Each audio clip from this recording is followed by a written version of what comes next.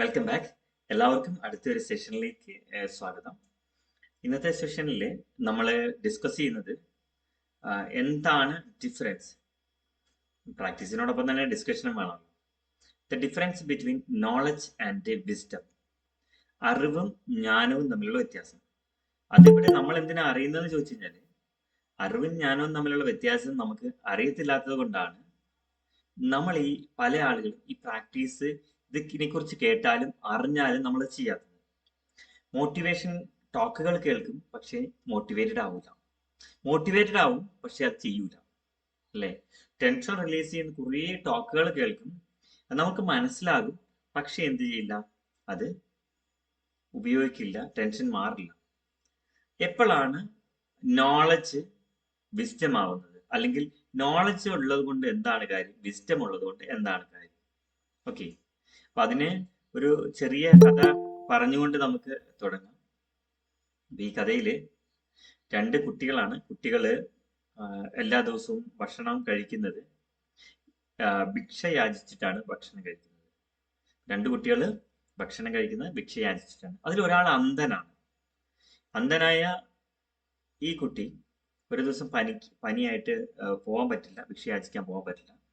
അങ്ങനെ മറ്റേ സുഹൃത്ത് പറഞ്ഞു, നീ ഇന്ന് ഇവിടെ റെസ്റ്റ് എടുത്തോളൂ, ഞാൻ പോയി ഭക്ഷണമൊക്കെ മേടിച്ചിട്ട് വരാം. ഓക്കെ, അപ്പൊ അങ്ങനെ അന്ധനായ ഈ കുട്ടിയെ വീട്ടിലിരുത്തിക്കൊണ്ട് മറ്റേ കുട്ടി ഭിക്ഷ യാചിക്കാൻ പോവുകയാണ്. അങ്ങനെ ഭിക്ഷ യാചിച്ച് ഇങ്ങനെ പല സ്ഥലങ്ങളിൽ ചെന്നു. ഒരു സ്ഥലത്ത് ചെന്നപ്പം ഈ കുട്ടിക്ക് പാൽപായസം കിട്ടി. അപ്പൊ പാൽപായസം കിട്ടിയപ്പോൾ എന്ത് ചെയ്തു? കൊണ്ടുവരാൻ വേറെ പാത്രമൊന്നുമില്ല, അതുകൊണ്ട് തന്നെ കയ്യിലൊഴിച്ചിട്ടാണ് കുടിച്ചത്. കയ്യിലൊഴിച്ച് നല്ലതുപോലെ അദ്ദേഹം, ഈ സുഹൃത്ത്, പാൽപായസം കുടിച്ചു. പാൽപായസം കുടിച്ച് വീട്ടിൽ ചെന്ന സുഹൃത്ത് അന്ധനായ സുഹൃത്തിനോട് പറഞ്ഞു, ഞാൻ ഇന്ന് പാൽപായസം കഴിച്ചു. അപ്പോൾ അന്ധനായ സുഹൃത്തിന് പാൽപായസം ഇതുവരെ അവൻ കഴിച്ചിട്ടില്ല, അതുകൊണ്ട് എന്താണെന്ന് അറിയത്തില്ല. അപ്പോൾ സുഹൃത്ത് ചോദിച്ചു, ഈ പാൽപായസം എങ്ങനെ ഇരിക്കും എന്ന് ചോദിച്ചു. അപ്പൊ സുഹൃത്തിന് ഇത് പറഞ്ഞു കൊടുക്കണമല്ലോ. പറഞ്ഞു, പാൽപായസം നല്ല വെളുത്തിരിക്കും എന്ന് പറഞ്ഞു. അപ്പം വെളുത്തിരിക്കുമോ? വെളുപ്പ് എന്ന് പറഞ്ഞാൽ, വെളുത്തിരിക്കുക എന്ന് പറഞ്ഞാൽ എങ്ങനെ ഇരിക്കും എന്ന് ചോദിച്ചു. അപ്പോ വെളുപ്പ് എങ്ങനെയായിരിക്കും ചോദിക്കുമ്പോ പറഞ്ഞു, സുഹൃത്ത് പറഞ്ഞു, ഇതിപ്പം പറഞ്ഞു കൊടുക്കണമല്ലോ, കൊക്കിനെ പോലെ നല്ല വെളുത്തതാണെന്ന് പറഞ്ഞു. അപ്പം കുട്ടിക്ക് വീണ്ടും സംശയം, കൊക്ക് എങ്ങനെയാണെന്ന് ചോദിച്ചു. അപ്പൊ കൊക്കിനെ എങ്ങനെയാണെന്ന് പറഞ്ഞു കൊടുത്താൽ മതിയല്ലോ. സുഹൃത്ത് പോയിട്ട് ഒരു കൊക്കിനെ പിടിച്ചോണ്ട് വന്നു. കൊക്കിനെ പിടിച്ചോണ്ട് വന്നു കഴിഞ്ഞപ്പോൾ അന്ധനായ നമ്മുടെ സുഹൃത്ത് ഈ കൊക്കിനെ എടുക്കുന്നു, ഇങ്ങനെ തലോടി നോക്കുമ്പോൾ നല്ല മിനുസമുണ്ട്. അപ്പൊ പറഞ്ഞു, എനിക്ക് മനസ്സിലായി, വെളുപ്പ് എന്ന് പറഞ്ഞാൽ നീ കുടിച്ച പാൽപായസം നല്ല മിനുസമുള്ളതാണല്ലേ എന്ന് ചോദിച്ചു. അപ്പം സുഹൃത്തിന് ദേഷ്യം വന്നു. എടാ പൊട്ട, നീ അങ്ങനെയല്ല ചിന്തിക്കേണ്ടത്, നീ ശരിക്കും നോക്ക്, കൊക്കിനെ നോക്ക്, എന്നിട്ട് പറയാൻ പറഞ്ഞു. അപ്പം എന്ത് ചെയ്തു? ശരിക്കും സുഹൃത്ത് ഇങ്ങനെ എന്ത് ചെയ്തു? കൊക്കിനെ തലോടി തപ്പി നോക്കിയപ്പോൾ കണ്ടത് എന്താന്ന് ചോദിച്ചു കഴിഞ്ഞാല്, കൊക്കിന്റെ കഴുത്തിലാണ് പിടിച്ചത്. കഴുത്ത് നോക്കുമ്പോൾ വളഞ്ഞാണ് ഇരിക്കുന്നത്. വളഞ്ഞിരിക്കുന്ന കഴുത്ത് ഇങ്ങനെ കണ്ടപ്പോ സുഹൃത്ത് പറഞ്ഞു, ഇങ്ങനെ പിടിച്ചു നോക്കുമ്പോൾ വളവാണ് കണ്ടത്. എനിക്ക് ശരിക്കും മനസ്സിലായി, നീ കുടിച്ച പാൽപായസം വളഞ്ഞതാണല്ലേ എന്ന് ചോദിച്ചു. അപ്പോ മറ്റേ സുഹൃത്തിന് മനസ്സിലായി, ഇവന് എന്ത് ചെയ്യാം, ഇത് കിട്ടിക്കഴിഞ്ഞാൽ മാത്രമേ ഇവന് മനസ്സിലാവുകയുള്ളൂ, അല്ലാതെ ഇവന് പറഞ്ഞു കൊടുത്തിട്ട് കാര്യമില്ല. നോക്കി, ഇവിടെ അന്ധനായ സുഹൃത്ത് പായസം വളഞ്ഞതാണെന്ന് സ്ഥിരീകരിച്ചത് എങ്ങനെയാണ്? അതിനെ വിശകലനം ചെയ്തത് എങ്ങനെയാണ്? കൊക്കിനെ എടുത്തിട്ട്, അതേപോലത്തെ ഒരു സാധനം എടുത്തിട്ട് നോക്കിയിട്ടാണ്. പാൽപായസം വെളുത്താണെന്ന് പറഞ്ഞു, വെളുപ്പ് കൊക്കിനെ പോലെയാണെന്ന് പറഞ്ഞു. അങ്ങനെ എന്ത് ചെയ്തു? പാൽപായസം വളഞ്ഞതാണെന്ന് അവൻ സ്ഥിരീകരിച്ചു. അപ്പം ഒരാൾ പറഞ്ഞിട്ട് അത് കേട്ട് കഴിഞ്ഞാൽ മറ്റൊരാൾക്ക് കിട്ടുന്ന സാധനമാണ് ഏത്? സംഗതിയാണ് നോളജ് എന്ന് പറയുന്നത്. അത് അനുഭവിച്ചറിഞ്ഞ ആൾക്ക് കിട്ടുന്നതാണ്. അതായത് പാൽപായസം യഥാർത്ഥത്തിൽ കുടിച്ച വ്യക്തി കിട്ടിയതാണ് പാൽപായസത്തെ കുറിച്ചുള്ള ജ്ഞാനം. മറ്റേ കുട്ടിക്ക് പാൽപ്പായസത്തെ കുറിച്ചുള്ള അറിവ് കിട്ടി. അതായത് നമ്മൾ ഒരു കാര്യം പറഞ്ഞാൽ മറ്റൊരാൾ അതിന്റെ ഭൗതിക മണ്ഡലത്തിൽ അത് എടുത്തു വെച്ചാൽ അത് അറിവെന്ന് പറയും. അത് അനുഭവത്തിൽ വന്നാൽ അതിനെ ജ്ഞാനം എന്ന് പറയും, അല്ലെങ്കിൽ വിസ്ഡം എന്ന് പറയും. അപ്പം എപ്പോഴാണ് നമുക്ക് ജ്ഞാനം ഉണ്ടാവുന്നത്? നമ്മളുടെ അറിവ് അനുഭൂതിയിൽ വരുമ്പോഴാണ് ജ്ഞാനം ഉണ്ടാവുന്നത്.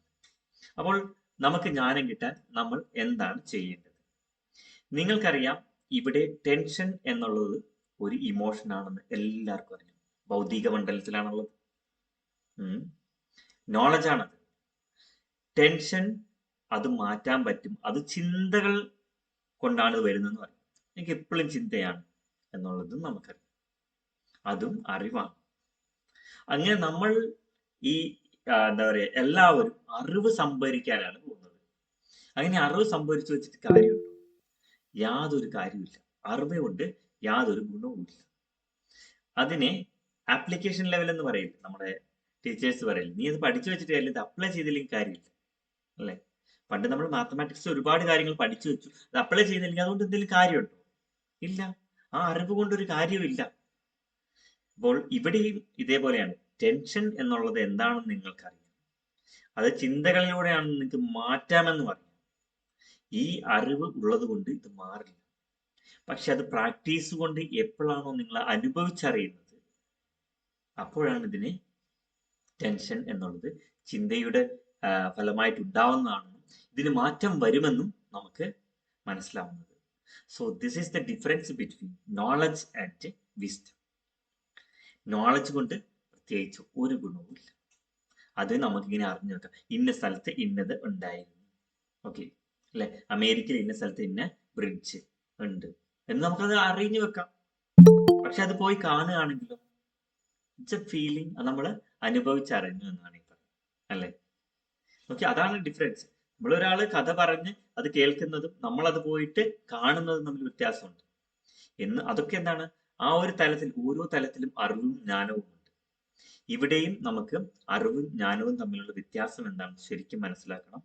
വെറുതെ ടെൻഷനെ കുറിച്ച് പഠിച്ചിട്ടോ ടെൻഷൻ ഇങ്ങനെയാണെന്ന് അറിഞ്ഞാലോ ഒന്നും ഒരു കാര്യമില്ല. പലപ്പോഴും എൻ്റെ സുഹൃത്തുക്കളാണെങ്കിലും എന്നെ അടുത്തറിയാവുന്ന കുടുംബക്കാരൊക്കെ ആണെങ്കിലും എന്താണ്, ടെൻഷൻ മാറ്റാം എന്ന് പറയുമ്പോൾ എല്ലാവരും ആദ്യം ചിരിക്കുക ചെയ്യും. കാരണം എന്താ? അറിയാം, ടെൻഷൻ മാറ്റാൻ പറ്റില്ല. ഇതാണ് നമ്മുടെ അറിവ്. അതങ്ങനെയുള്ള സാധനമാണ്. നമുക്കത് കാലാകാലം വെച്ചിരിക്കേണ്ട ഒരു സാധനമാണ്. നമ്മുടെ മനസ്സിൽ ഉണ്ടാവേണ്ട ഒരു കാര്യമാണ് ഈ ടെൻഷൻ എന്നുള്ളതാണ് എല്ലാവരുടെയും ധാരണ. ഇത് ചിന്തകളിലൂടെ വരുന്നതാണെന്നും അങ്ങനെ പറഞ്ഞാലും അത് മനസ്സിലായ ചിന്തകളിലൂടെ വരുന്നതാണ്. അത് മാറ്റാൻ പറ്റും, എനിക്കത് മാറ്റിത്തരാൻ പറ്റും. നിനക്കത് മാറ്റിത്തരാൻ പറ്റില്ല. കാരണം അത് എന്റെ മനസ്സിലല്ലേ ഇരിക്കുന്നത്. കാരണം എന്താ? അവരത് അനുഭവിച്ചറിയുന്നത് വരെ നമുക്ക് അങ്ങനെ തന്നെയായിരിക്കും. നോക്കി, ഇവിടെ ഞാൻ ഈ പ്രാക്ടീസ് തുടങ്ങിയതിന് ശേഷം ഇവിടെ ഒരു 3-4 പേര് കണ്ടിന്യൂസ് ആയിട്ട് പ്രാക്ടീസ് ചെയ്ത ആളുകളുണ്ട്. ഇവരിത് അനുഭവിച്ചറിഞ്ഞവരാണ്. മനസ്സിലായില്ലേ? ഞാനടക്കം ഞങ്ങൾ അനുഭവിച്ചറിഞ്ഞതാണ്. ഒരുപാട് ആളുകൾ അനുഭവിച്ചറിയുന്ന ഒരു സത്യമാണിത്. പക്ഷേ എന്ത് ചെയ്യാൻ മടിക്കുന്നു? പ്രാക്ടീസ് ചെയ്യാൻ മടിക്കുന്നു, അല്ലെ? ഓരോ ദിവസവും വരുന്ന ആളുകളുടെ എണ്ണം കുറവും. കാരണം എന്താ? കൂടുതൽ നെഗറ്റീവ് ചിന്തകൾ. ഇതിനെക്കുറിച്ച് ചിന്തിച്ച് ഭൗതിക മണ്ഡലത്തിൽ തീരുമാനം എടുക്കും. നമുക്ക് ഇതിനെ അനുഭവിച്ചറിയണമെന്ന് ആഗ്രഹിക്കില്ല. കാരണം എന്താ? ഇതിങ്ങനെയാണ്. അതുകൊണ്ട് ലോജിക്ക് വെച്ച് നമ്മൾ ചിന്തിച്ച് നമ്മൾ ഭൗതിക മണ്ഡലത്തിന് അപ്പുറത്തേക്ക് അനുഭൂതിയിലേക്ക് പോവാൻ ആഗ്രഹിക്കുന്നില്ല.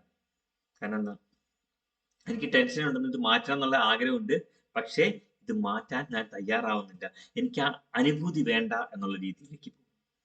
അപ്പം എപ്പോഴാണോ നമുക്ക് ഈ ഒരു മാറ്റം ഉണ്ടാവുന്നത്, നോളജിൽ നിന്ന് വിസ്ഡം വേണം എന്നുള്ള മാറ്റം ഉണ്ടാവുന്നത്, അപ്പോഴാണ് നമുക്ക് ഈ പ്രാക്ടീസ് കണ്ടിന്യൂ ചെയ്യാൻ പറ്റുക. അല്ലാത്ത പക്ഷം നമ്മൾ പകുതി ആകുമ്പോഴത്തേക്കും, കുറച്ച് ദിവസം കഴിയുമ്പോഴത്തേക്കും പലർക്കും ഇത് അരോചകമായിട്ടോ അല്ലെങ്കിൽ ഈ പ്രാക്ടീസ് ഇങ്ങനെ ചെയ്യുന്നതുകൊണ്ട് എന്താണ്, അതിന് ഡൗട്ടോട് കൂടി എപ്പോഴും എന്തിനെ നോക്കിക്കണ്ടാലും ആ ഡൗട്ട് മാത്രമായിരിക്കും മുന്നിൽ നിൽക്കുക. അതുകൊണ്ട് തന്നെയാണ് ഈ ഒരു പ്രാക്ടീസിന് കൂടുതൽ എന്താ പറയുക, ആർക്കൊക്കെ ഇത് പണമില്ലാത്തതിന്റെ പേരിൽ ആരും ചെയ്യാതിരിക്കരുത് എന്നുള്ളതുകൊണ്ടാണ് ഫ്രീ ആയിട്ട് തന്നെ ഈ ഒരു കാര്യം ചെയ്യുന്നത്. കാരണം നമുക്ക് ഇങ്ങനെയുള്ള ഒരു നന്മ ചെയ്തു കൊടുക്കുമ്പോൾ തീർച്ചയായിട്ടും അതിന് പണം മേടിക്കേണ്ട, അതിനുള്ള വാല്യൂ നമുക്ക് എന്തായാലും റിട്ടേൺസ് കിട്ടും എന്നുള്ളത് തീർച്ചയുള്ളത് കൊണ്ടാണ് ഇങ്ങനെ ചെയ്യുന്നത്. അപ്പോൾ നിങ്ങൾ മനസ്സിലാക്കുക, ഈ അറിവ് കൊണ്ടുള്ള കാര്യം അത് എപ്പോഴാണോ വിഷ്ടമാകുന്നത്, ജ്ഞാനമാകുന്നത്. അപ്പോഴാണ് നമുക്കത് ലഭിക്കുന്നത്. നമുക്കതിൻ്റെ ശരിക്കുള്ള അനുഭൂതി ലഭിക്കുന്നത്. അപ്പോഴാണ് നമ്മൾ അതിനെ അറിയുക. ഓക്കെ, അപ്പം നമുക്ക് ഇന്നത്തെ പ്രാക്ടീസിലേക്ക് പോവാം. ഇന്നത്തെ പ്രാക്ടീസ് നമ്മുടെ ഹെൽത്തുമായിട്ട് ബന്ധപ്പെടുത്തിയിട്ടുള്ള പ്രാക്ടീസ് ആയിരിക്കും. ഒരു 15-20 മിനിറ്റ് ആയിരിക്കും ഉണ്ടാവുക. തീർച്ചയായിട്ടും നമ്മുടെ ഈ പ്രാക്ടീസ് തുടങ്ങിക്കഴിഞ്ഞതിന് ശേഷം ആരും ഇതിൽ പോകാതിരിക്കുക. യൂട്യൂബിൽ നിങ്ങൾ കാണുമ്പോൾ നിങ്ങൾക്ക് ഇതിൻ്റെ ബേസിക് ആയിട്ടുള്ള സെഷൻ അല്ലെ, പ്രവചനങ്ങൾ അല്ലെങ്കിൽ പ്രഭാഷണങ്ങൾ, ഈ ടോക്ക് മാത്രമാണ് കിട്ടുക. പ്രാക്ടീസ് എപ്പോഴും ലൈവായിരിക്കും. ലൈവായിട്ട് മാത്രമേ കൊടുക്കൂ. കൂടുതലായിട്ടും നിങ്ങൾ ഒരാഴ്ച 2 ആഴ്ച പ്രാക്ടീസ് കണ്ടിന്യൂസ് ആയിട്ട് വന്നു കഴിഞ്ഞാൽ നിങ്ങൾക്ക് ഇതിൻ്റെ റെക്കോർഡിങ്സും കിട്ടും. അപ്പോൾ നിങ്ങൾക്ക് ആ ലിങ്കിൽ കയറി എപ്പോൾ വേണമെങ്കിലും സ്വന്തമായിട്ട് പ്രാക്ടീസ് ചെയ്യാം. പിന്നെ ഇതെങ്ങനെയാണ് സ്വന്തം പ്രാക്ടീസ് ചെയ്യേണ്ടതെന്ന് ഒരാഴ്ചയ്ക്ക് ശേഷം പറഞ്ഞുതരും. നിങ്ങൾക്ക് സ്വന്തമായി പ്രാക്ടീസ് ചെയ്യാം. അറ്റ് ദ സെയിം ടൈം ഇവിടെ നമ്മൾ ക്ലാസ്സുകൾ എല്ലാ ദിവസവും കണ്ടിന്യൂ ചെയ്ത് പോകും. മാക്സിമം എല്ലാ ദിവസങ്ങളിലും തന്നെ ഉണ്ടാകും. അതുകൊണ്ട് നിങ്ങൾ കൃത്യമായിട്ട് പങ്കെടുക്കുക. ഓക്കെ, ഇനി നമുക്ക് പ്രാക്ടീസിലേക്ക് പോകാം.